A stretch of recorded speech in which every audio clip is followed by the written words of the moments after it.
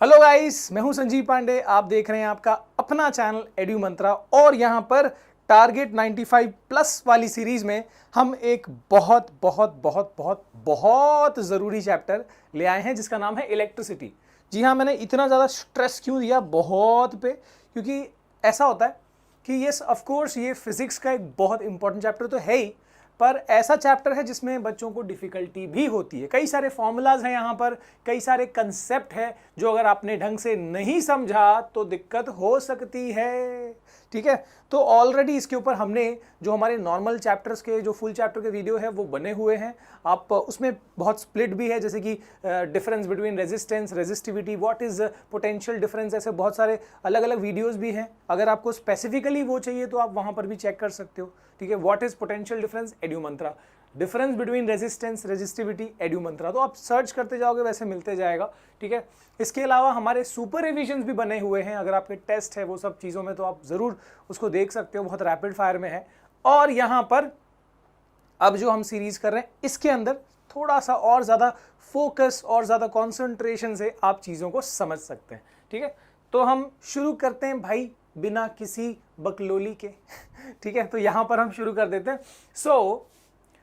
क्या है ये क्या है सर, ये क्या चीज़ है? ये तो इलेक्ट्रिसिटी नहीं है। हाँ, ये हम बता रहा हूँ मैं। यहाँ पर कुछ चीज़ें हैं जो हमने हमारे प्लेटफॉर्म पे और साथ में रखी हुई है, जैसे कि एड्यू मंत्रा लर्निंग ऐप जो आपको प्ले स्टोर पे मिल जाएगा, प्ले स्टोर पे। ठीक है, इसमें कई सारी चीज़ें ऐसी हैं जो आपको फ्री में भी अवेलेबल है और कुछ चीज़ें ऐसी हैं जैसे कि live doubt sessions, live quizzes. ठीक है, जो आपके डेली बेसिस पे डाउट सेशंस होते हैं, डेली बेसिस पे जो लाइव लेक्चर्स होते हैं, वो सब चीज़ें वहाँ पर अवेलेबल है।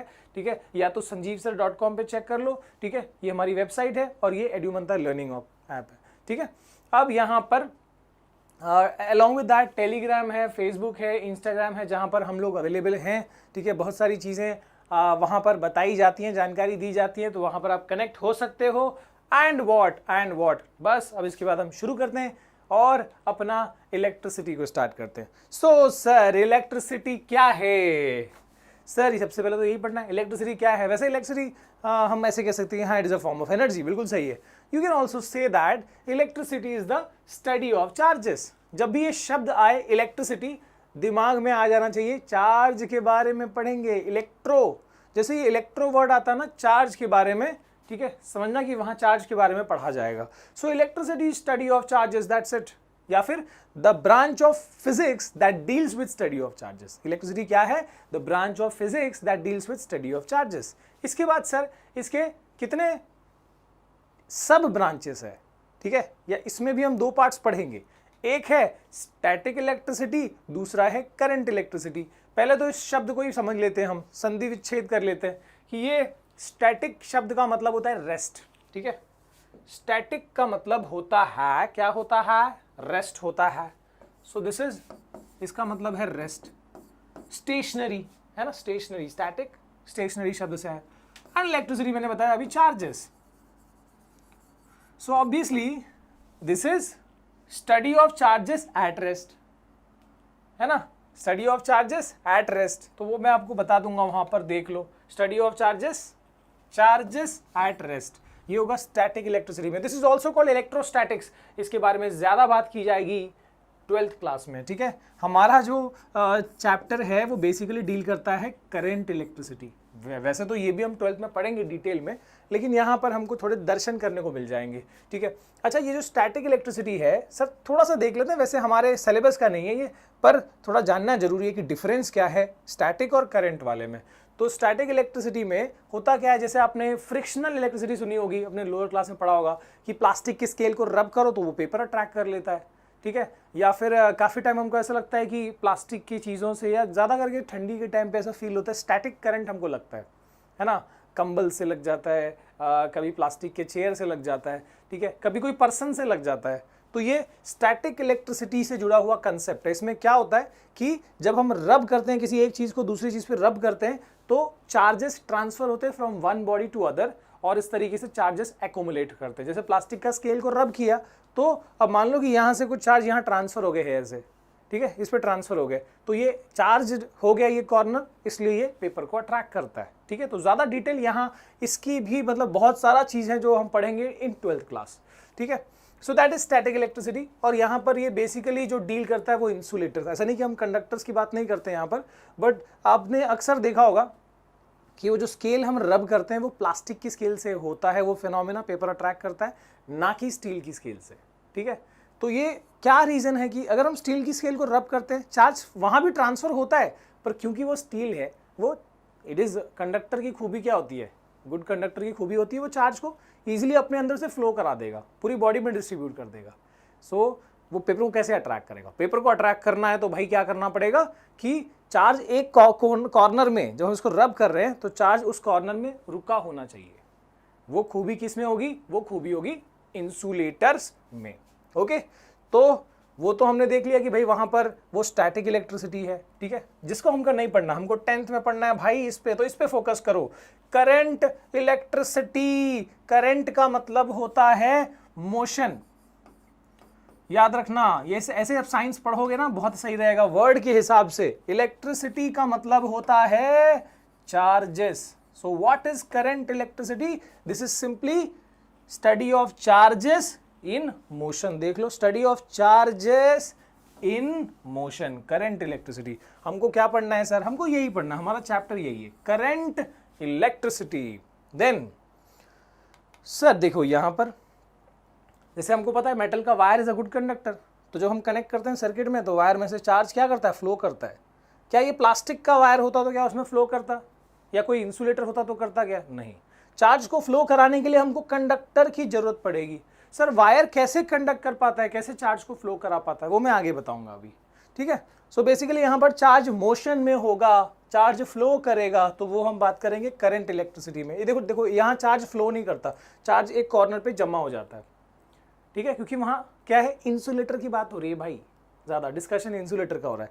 यहाँ पर क्या, कंडक्टर जो चार्ज को क्या करेगा, फ्लो कराएगा, कंडक्टर, ठीक है। देखो यहाँ पर इलेक्ट्रॉन है सर, ये तो मेटल के अंदर, मेटल वायर के अंदर इलेक्ट्रॉन, सर ये कहाँ से कैसे होते हैं, बाहर फ्री कैसे हो गए, ये मैं आपको अभी बताने वाला हूँ। तो याद रखना, स्टैटिक इलेक्ट्रिसिटी में मेनली बात होती है इंसुलेटर की, लेकिन हम जो 10th में पढ़ने जा रहे हैं वो है करंट इलेक्ट्रिसिटी। यहाँ पर बात होगी कंडक्टर्स की, और हम 10th में वैसे कंडक्टर में भी ऐसे बहुत सारे टाइप होते हैं, सोल्यूशंस भी होते हैं जो कंडक्ट करते हैं, गैसेस भी होते हैं जो कंडक्ट करते हैं, लेकिन हम पढ़ने वाले हैं मेटल्स के बारे में। आ गई बात समझ में? ओके, आगे देखते हैं भाई। So now difference between conductors and insulators, conductors और इंसुलेटर्स के बीच का डिफरेंस। सर ये तो हमको पता है, ये गुड कंडक्टर, ये पुअर कंडक्टर, बात तो सही है, ठीक है। तो कंडक्टर क्या होता है? Conductor are those materials that allow charges to flow through them, ठीक है। यानी अगर ये कंडक्टर है, ये चीज कंडक्टर है, तो अगर आपने इसको यहां चार्ज दिया, मान लो कुछ पॉजिटिव चार्ज दिया, तो इसकी खूबी क्या होगी, ये अपने अंदर से इजीली उस चार्ज को फ्लो कराएगा, आराम से चार्ज इसके अंदर से फ्लो कर सकता है। ये हुआ कंडक्टर। सर इंसुलेटर क्या हुआ? बिल्कुल opposite, material that do not allow charges to flow through them.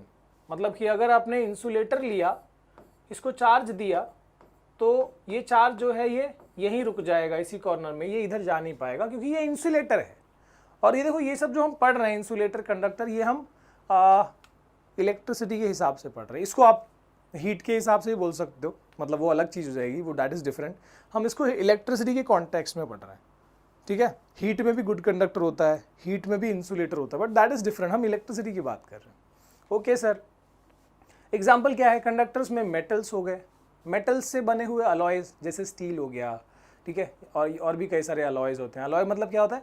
Metal के अंदर कुछ इम्प्योरिटी मिलाते हैं और अलॉय बनता है बेसिकली, ठीक है। इसके बाद इलेक्ट्रोलाइटिक सोल्यूशंस, जैसे नमक का पानी, NaCl solution, acid solution, base solution, वो सब भी, उसमें भी आयंस होते हैं, दे ऑल्सो कंडक्ट इलेक्ट्रिसिटी, ठीक है। फिर यहाँ पर इंसुलेटर में नॉन मेटल्स, लेकिन इसके एक्सेप्शन है, यहाँ पर भी एक graphite which is a non metal, वो फिर भी कंडक्ट करता है ना कार्बन का एक electrode. Then we have glass, rubber, plastic, ये सब क्या है? ये सब इंसुलेटर है। अल्कोहल, ये सब क्या है? इंसुलेटर है। ओके, देन ओके सर, सो देख सकते हो अब ये जो वायर है, ज़बरदस्त एप्लीकेशन बताया कि जो हम वायर यूज़ करते हैं, वायरिंग के लिए जो भी वायर यूज़ किया जाता है, उसमें अंदर जो पार्ट है वो क्यों है, अंदर का पार्ट क्यों रखा गया, ताकि वो करंट को फ्लो कराए। तो अंदर वाली चीज क्या होगी, अंदर वाली चीज होगी कंडक्टर। अंदर वाली चीज क्या होगी, अंदर वाली चीज होगी कंडक्टर। एक सेकेंड, ओके। और जो ऊपर, हम नहीं चाहते कि भाई वो करंट हम तक पहुंच जाए, है ना, हमको डायरेक्ट, हम टच करें तो हमको फील हो जाए। तो ये ऊपर से क्या होता है कि उसको करंट को बाहर ना आए, वो चीज उसको प्रिवेंट करने के लिए यहां पर क्या लगा होता है, इंसुलेटर। तो अंदर का जो वायर का अंदर का हिस्सा है वो करंट फ्लो करने के लिए बना है तो वो कंडक्टर है, और बाहर का हिस्सा करंट को रोकने के लिए बना है तो वो इंसुलेटर है। प्लास्टिक है सर, इंसुलेटर, पीवीसी प्लास्टिक है। ओके सर, बढ़िया है, आगे देखते हैं। तो पहले तो मैं आगे बढ़ने से पहले ये बता दूं कि अब हम किसके बारे में बात करेंगे। अब हम स्टैटिक इलेक्ट्रिसिटी के बारे में तो खत्म, वो तो नहीं पढ़ना हमको पढ़ना है करंट इलेक्ट्रिसिटी में। हमको कंडक्टर की बात करनी है। कंडक्टर में भी हमको स्पेसिफिकली किसकी बात करनी है, मेटल। तो अब हम मेटल वायर, सेल और बल्ब, यही सब चीजों की में डील करेंगे इसके आगे। ठीक है सर, आगे देखते हैं। Okay, so a very important question कि how do metals conduct electricity. देखो ये चैप्टर जो है ना, ये आपको फ्लो में पढ़ना जरूरी है। इसी तरीके से आप फ्लो में लाइन से, ऑर्डर से पढ़ोगे तो ही चीजें अच्छे से समझेंगी और कहीं कंफ्यूजन नहीं होगा। तो बेसिक जब तक क्लियर नहीं होगा, आगे वाली चीजें दिक्कत होंगी। तो ध्यान देना यहां पर कि मेटल कैसे कंडक्ट करता है इलेक्ट्रिसिटी सर, और नॉन मेटल क्यों नहीं करता electricity conduct. So let us see बच्चा लोग, क्या है देखो। हाँ, तो हमको ये समझने से पहले कि मेटल कैसे कंडक्ट कर पाता है या नॉन मेटल कैसे नहीं कर पाता, उसके लिए पहले तो ये समझना पड़ेगा कि कोई भी चीज गुड कंडक्टर कब बनती है। हम किसी भी चीज को गुड कंडक्टर कब कहते हैं, दैट इज इंपॉर्टेंट। वही दिया यहां पर, for any material to become good conductor of electricity. कोई भी चीज, जैसे मान लो मैं ये कहता हूं कि ये गुड कंडक्टर है, तो ये क्या कंडीशन फुलफिल करना चाहिए। For any material to become a good conductor of electricity, they must possess free charge carriers. समझ लो इस बात को, ध्यान से दिमाग में बैठा लो, क्या मैं बोलने की कोशिश कर रहा हूं। They must possess free charge carriers. Free charge carriers का मतलब क्या होता है सर, जैसे कि अगर ये गुड कंडक्टर कहलाने वाला है तो इसके अंदर ना या तो पॉजिटिव या तो नेगेटिव किसी भी टाइप का चार्ज जो है वो फ्रीली अवेलेबल होना चाहिए, फ्री होना चाहिए। मतलब ऐसा नहीं कि वो बंधा हुआ है। जैसे एटम में क्या होता है, एटम में चार्ज है वहां भी, मतलब हर चीज से तो हर चीज एटम से बनी है ना। प्लास्टिक हो, मेटल हो, नॉन मेटल हो, हर चीज एटम से बनी है। अगर हर चीज एटम से बनी है, एटम के अंदर तो पॉजिटिव नेगेटिव चार्जेस होते हैं, तो हर चीज कंडक्टर होना चाहिए। तो यहां सिर्फ चार्ज की बात नहीं हो रही, free charge carrier. Free charge का कैरियर, दो शब्द देखो, फ्री और कैरियर, मतलब वो फ्री होना चाहिए और वो मूव करने वाला होना चाहिए उस चीज के अंदर। जैसे अगर ये गुड कंडक्टर, मैं कहूं कि अगर ये गुड कंडक्टर है तो इसमें क्या होना चाहिए, इसमें या तो पॉजिटिव या तो नेगेटिव कोई भी टाइप का चार्ज हो, लेकिन वो फ्रीली वहां रहना चाहिए ताकि वो उसके अंदर कहीं से कहीं आराम से मूव कर सके, कोई रेस्ट्रिक्शन ना हो। एटम के अंदर क्या होता है कि प्रोटॉन न्यूक्लियस के अंदर बंद है और जो इलेक्ट्रॉन्स है वो साइड में उसके घूम रहे हैं, यानी इलेक्ट्रॉन भी बंधे हुए हैं और प्रोटॉन भी बंधा हुआ है। तो एटम के अंदर चार्ज फ्री नहीं है, वो बाहर नहीं निकल सकता, वो उसी के अंदर रहेगा, एटम के अंदर रहेगा। So they are not free charge carriers. अगर कोई इलेक्ट्रॉन बाहर निकल जाए तो शायद वो फ्री चार्ज कैरियर हो जाए। तो अब हम समझ सकते हैं कि भाई कोई भी चीज गुड कंडक्टर कब बनेगी, जब उसके अंदर फ्री चार्ज अवेलेबल होगा। सर तो मेटल्स कैसे, क्या मेटल्स में फ्री चार्ज कैरियर्स हैं, अगर हैं तो कैसे, देखते हैं। Okay, so now will be differentiating. देखते हैं हम, ऐसा नहीं कि मेटल नॉन में डिफरेंशिएट करेंगे, हम देखेंगे क्या डिफरेंस होता है बेसिक, जिससे पूरा फर्क पड़ता है। अब जैसे हम एटम देखते हैं, जनरली हाँ सेंटर में न्यूक्लियस है, न्यूक्लियस में प्रोटॉन्स और न्यूट्रॉन्स है और साइड में इलेक्ट्रॉन्स है। प्रोटॉन्स का चार्ज पॉजिटिव, इलेक्ट्रॉन्स का नेगेटिव, ठीक है। लेकिन अभी ये पूरा अंदर बंद है, दे आर नॉट फ्री। अब क्या होता है सर मेटल में, मेटल में अगर हम कंपेयर करें नॉन मेटल्स की कंपैरिजन में, मेटल्स के एटम की साइज थोड़ी बड़ी होती है, ठीक है। So metals have comparatively larger atomic size, ठीक है, compare to non metals. Okay, तो देखो यहां पर मान लो कि ये मैंने मेटल का एटम बना दिया सर, मेटल का एटम बना दिया। अच्छा, तो इसमें क्या होता है, मेटल का एटम में अब मैंने बताया लार्जर साइज है, तो लार्ज साइज से फर्क क्या पड़ता है वो देखते हैं। लार्ज साइज से क्या फर्क पड़ता है वो देखते हैं।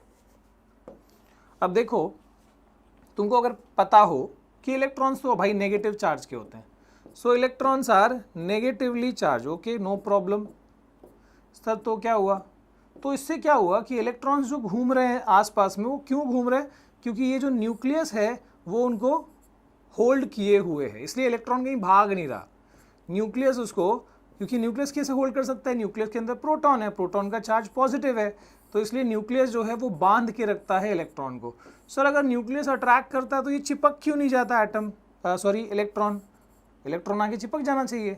चिपक इसलिए नहीं जाता बच्चा लोग, क्योंकि क्या होता है कि जैसे अगर हम बात करें हमारे सोलार सिस्टम की, तो सोलार सिस्टम में भी सन क्या कर रहा है, अट्रैक्ट कर रहा है अर्थ को, तो वो भी चिपक जाना चाहिए था वैसे। बट क्या होता है कि जो कोई भी सर्कुलर मोशन के लिए सेंट्रीपिटल फोर्स की रिक्वायरमेंट होती है, और सेंट्रीपिटल फोर्स जो है हमेशा सेंटर की तरफ एक्ट करता है।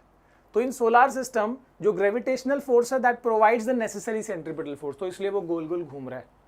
ठीक है, अब यहां पर जो सर्कुलर मोशन हो रहा है ये भी क्यों हो पा रहा है, बिकॉज ऑफ दैट अट्रैक्शन।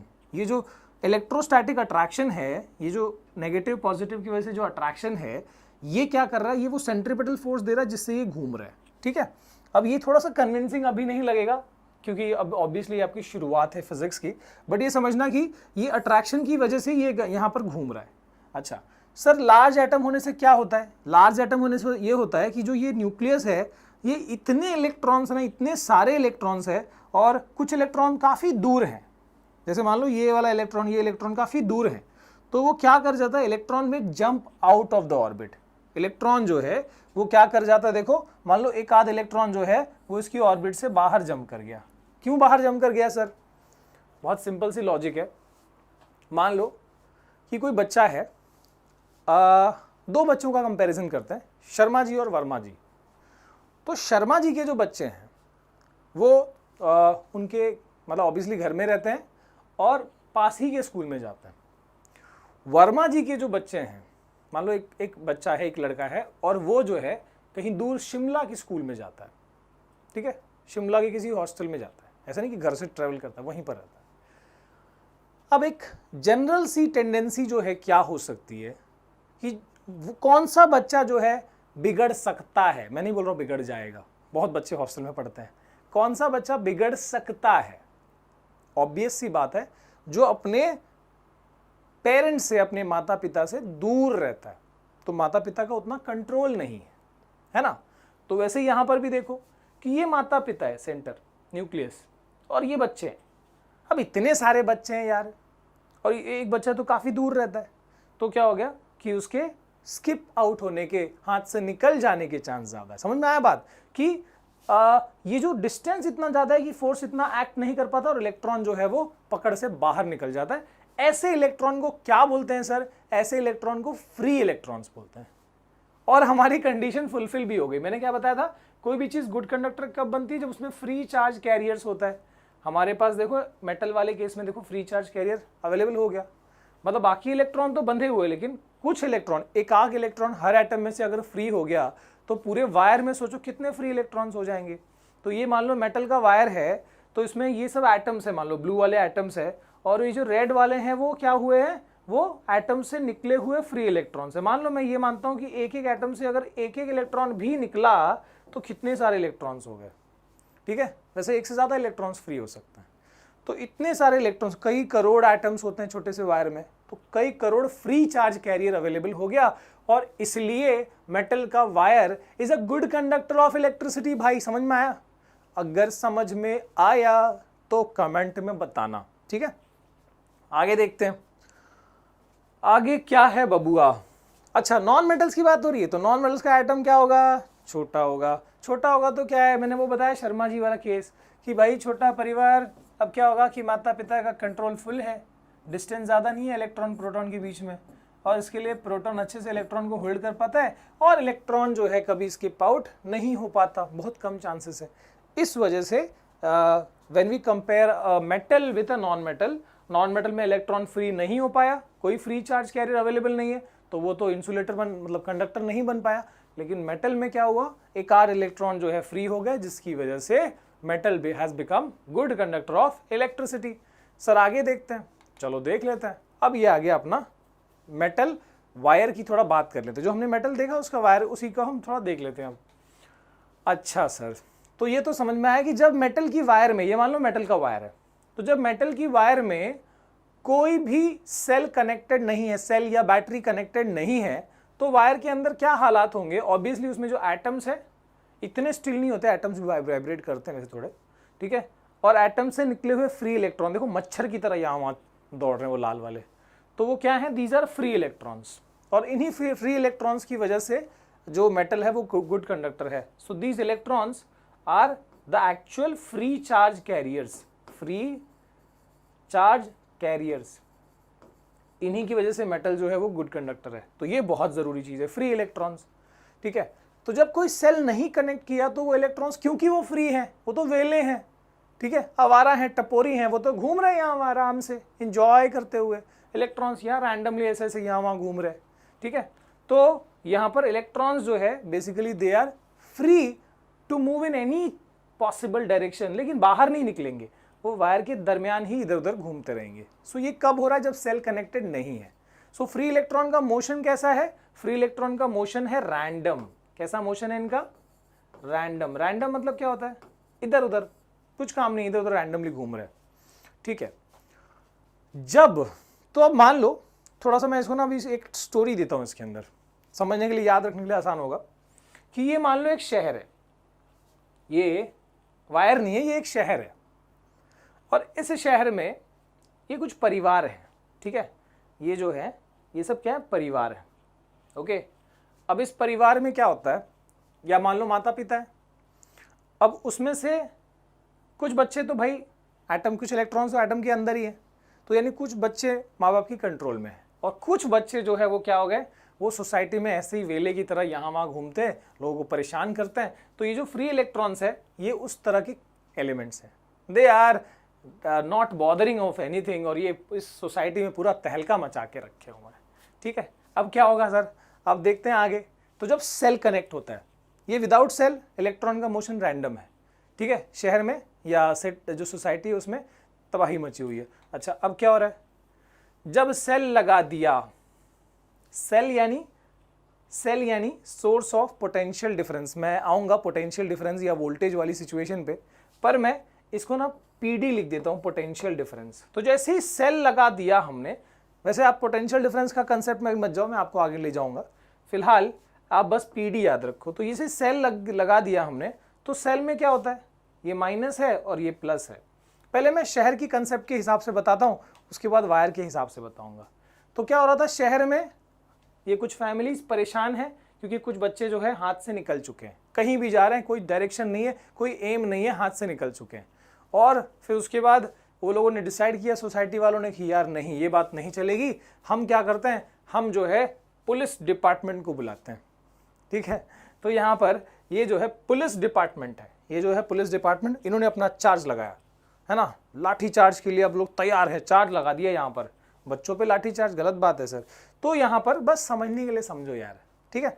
तो ये अपनी सोसाइटी, मान लो गोकुल धाम, ठीक है, और ये अब जो है, जो बच्चे थोड़े से रैंडम हो गए थे, जो हाथ से निकल चुके थे, जैसे ही यहाँ पर चालू पांडे आए, जैसे ही पुलिस डिपार्टमेंट का चार्ज लगा, तो पुलिस डिपार्टमेंट ने पहले प्यार से समझाया, देखो प्यार से समझाया कि देखो बच्चों समझ जाओ, प्यार से समझा रहे, समझ जाओ और सीधे रास्ते, ये तुम्हारा सही रास्ता है, यहाँ पर आ जाओ, ठीक है। देखो पॉजिटिव की तरफ जाओ, सही दिशा में जाओ, पॉजिटिव की तरफ जाओ, नेगेटिव की तरफ मत जाओ, ठीक है, नेगेटिव की तरफ मत जाओ, देखो ये नेगेटिव है, यहाँ मत जाओ।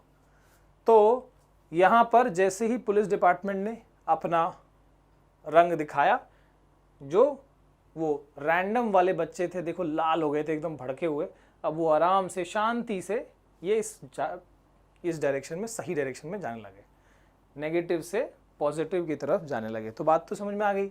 अब हम इसको हमारी जो इलेक्ट्रिसिटी की लॉजिक से समझते हैं कि जो इलेक्ट्रॉन फ्री थे, they were free of from their atoms, जो रैंडमली मूव कर रहे थे, जैसे ही हमने वायर के अक्रॉस में सेल लगा दिया या बैटरी लगा दिया, ठीक है, तो उसमें हुआ क्या कि इलेक्ट्रॉन्स जो है वो, क्योंकि इलेक्ट्रॉन्स का चार्ज क्या होता है, इलेक्ट्रॉन्स का चार्ज होता है नेगेटिव, तो नेगेटिव नेगेटिव की तरफ थोड़ी जाएगा। नेगेटिव नेगेटिव को क्या करता है, रिपेल करता है, लाइक चार्ज रिपेल करता है। तो सेल का जो ये नेगेटिविटी है ये इस इलेक्ट्रॉन को दूर ढकेल रहा है, चल भाग यहां से, ये रिपेल कर रहा है इलेक्ट्रॉन्स को, है ना, लाइक चार्ज है इसलिए। और ये जो सेल का पॉजिटिव एंड है, क्योंकि पॉजिटिव तो नेगेटिव को अट्रैक्ट करता है, तो ये उन फ्री इलेक्ट्रॉन्स को क्या कर रहा है, अपनी तरफ अट्रैक्ट कर रहा है। इसलिए इलेक्ट्रॉन का मोशन कहां से कहां होने लगता है, from negative of the cell to positive of the cell. तो याद रखना इलेक्ट्रॉन का मोशन होता है नेगेटिव से पॉजिटिव, नेगेटिव से पॉजिटिव। ये इलेक्ट्रॉन यहां बाहर से आएगा, फिर सेल के इस पॉजिटिव में घुस जाएगा और यहां से फिर इलेक्ट्रॉन निकलेंगे और ऐसे करके ये मोशन चलता रहेगा और जिंदगी चलती रहेगी। सो ध्यान देना, when cell is not connected the electrons in the wire they are randomly moving inside the wire, ठीक है। But when the cell is connected electron starts moving from negative of the cell to positive of the cell. Okay sir, ये बात तो समझ गई। आगे देखते हैं आगे क्या बताया जा रहा है। What is the direction of current. यहां पर अगर हम करंट के डायरेक्शन की बात करें तो हमने तो देखा भाई कि इलेक्ट्रॉन्स कहां से कहां जाते हैं, इलेक्ट्रॉन्स जाते हैं नेगेटिव से पॉजिटिव। तो ये नेगेटिव से पॉजिटिव जो हम दिखा रहे हैं, ठीक है, ये जो नेगेटिव से पॉजिटिव हम दिखा रहे हैं ये क्या है, ये इलेक्ट्रॉन का मोशन है, इलेक्ट्रॉनिक करंट कह सकते हो आप, इलेक्ट्रॉन का मोशन है ऐसे। और यही इसी चीज को हम करंट कहेंगे आगे। बट सर इसमें भले ही इलेक्ट्रॉन्स नेगेटिव से पॉजिटिव जा रहे हैं, भले ही इलेक्ट्रॉन्स नेगेटिव से पॉजिटिव जा रहे हैं, लेकिन जो करंट की डायरेक्शन दिखाई जाती है ना, कभी भी तुम जब देखोगे ना सेल में, सर्किट में जो करंट की डायरेक्शन दिखाई जाती है वो पॉजिटिव से नेगेटिव दिखाया जाता है। सर ये क्या बात हुई, इलेक्ट्रॉन तो नेगेटिव से पॉजिटिव जा रहा है, बात सही है, इसी को कहते हैं इलेक्ट्रॉनिक करंट। इलेक्ट्रॉनिक करंट का डायरेक्शन नेगेटिव से पॉजिटिव ही है, लेकिन हम जो एक्चुअल करंट का डायरेक्शन दिखाते हैं, जब हम करंट का डायरेक्शन दिखाएंगे तो पॉजिटिव से नेगेटिव दिखाएंगे। सर क्या लॉजिक है इसके पीछे। सो इस करंट को हम बोलते हैं कन्वेंशनल करंट। कन्वेंशनल यानी जो हमने अज्यूम किया करंट, करंट को हम आई से रिप्रेजेंट करते हैं, तो आई का डायरेक्शन प्लस से माइनस दिखाते हैं। सर इसके पीछे लॉजिक तो बताओ कि अगर इलेक्ट्रॉन ही करंट है, इलेक्ट्रॉन का मोशन ही करंट है, तो वो तो नेगेटिव से पॉजिटिव जा रहा है, तो हम उल्टा क्यों ले रहे हैं। बताता हूं। तो इसमें हो क्या रहा है, देखो कि ये जो इलेक्ट्रॉन की जो कंसेप्ट, ये जो थ्योरी मैंने बताई अभी इलेक्ट्रॉन के बारे में, ठीक है, वो थ्योरी बहुत बाद में डिस्कवर हुई, काफी बाद में डिस्कवर हुई। लेकिन करंट की जो थ्योरी है, करंट का जो डिस्कवरी है वो बहुत पहले आ चुका था, है ना। करंट के बारे में बहुत पहले, मेरे ख्याल से वो 600 BC से करंट के बारे में जाना जा रहा है, ठीक है। तो करंट का थ्योरी जो है, अब वो कैसे अज्यूम किया जाएगा, जब इलेक्ट्रॉन के बारे में पता ही नहीं है तो कैसे अज्यूम किया जाएगा उस टाइम पे, कैसे वो लोगों ने अज्यूम किया। देखो वो लोगों को पता था कि हर चीज जो है हाई लेवल से लो लेवल में जाती है, पानी भी अपने हाई लेवल से लो लेवल में जाता है, ठीक है। या फिर हॉट बॉडी, अगर हम हीट ट्रांसफर की बात करें तो हीट भी कहां से कहां जाता है, अगर दो बॉडीज कॉन्टैक्ट में है तो हीट ट्रांसफर होगा from hot body to cold body, यानी again high temperature to low temperature में हीट फ्लो कर रहा है, ठीक है। इसके बाद हवा भी कहां से कहां चलती है, from high pressure region to low pressure region wind blow करता है।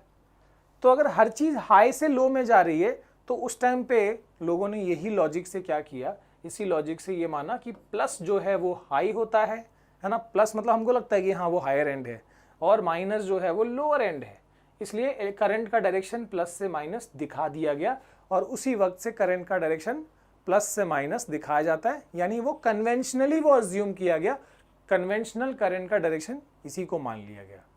सर बाद में चेंज क्यों नहीं किया गया, जैसे करंट का ये इलेक्ट्रॉन की थ्योरी आ गई तो चेंज कर देते।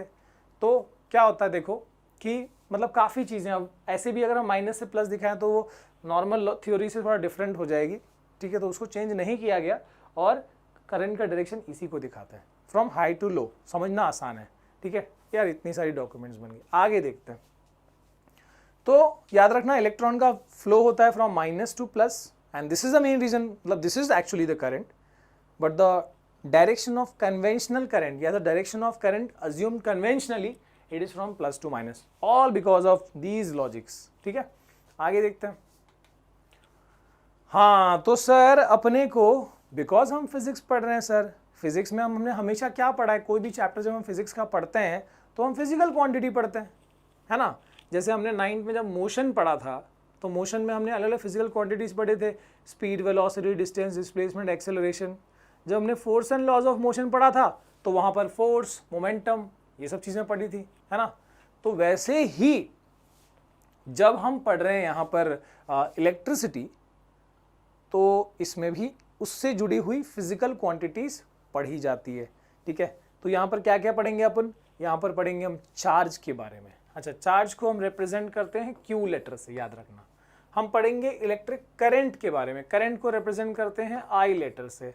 पोटेंशियल डिफरेंस के बारे में, जिसको वोल्टेज भी कहा जाता है, this is also called voltage, इसको V से रिप्रेजेंट करते हैं। रेजिस्टेंस के बारे में पढ़ेंगे, जिसको R से रिप्रेजेंट करते हैं बच्चा लोग। रेजिस्टिविटी के बारे में पढ़ेंगे, जिसको रो, ग्रीक लेटर रो से रिप्रेजेंट करते हैं। हीट जनरेटेड के बारे में पढ़ेंगे और इलेक्ट्रिक पावर के बारे में पढ़ेंगे। तो इतनी क्वांटिटीज, 6 क्वांटिटीज मेनली हम यहाँ पर डिस्कस करने वाले हैं इस चैप्टर में। बहुत आसान होगा, ध्यान से देखना बस, ठीक है। और सर और क्या, और हम कुछ इंपॉर्टेंट टर्म्स सीख लेंगे यहाँ पर, जैसे ओम्स लॉ हो गया, जैसे जूल्स लॉ ऑफ हीटिंग हो गई, जैसे application of heating effect of electric current हो गई। ये सारी चीजें हम डिस्कस करेंगे। ओके, तो हम एक एक करके शुरू करते हैं। Now we will be starting with charge then current, यही चीजें पढ़ेंगे। फ्लो देख लो चैप्टर का, ठीक है सर। अब तक बातें समझ में आई? अगर अब तक समझ में आ गई तो बस हम आगे बढ़ सकते हैं, ठीक है। लेकिन अगर आपने लाइक नहीं किया तो कर देना, ताकि मुझे पता चले कि हाँ कितने लोगों को इतनी बातें समझ में आ गई। आगे देखते हैं। इलेक्ट्रिक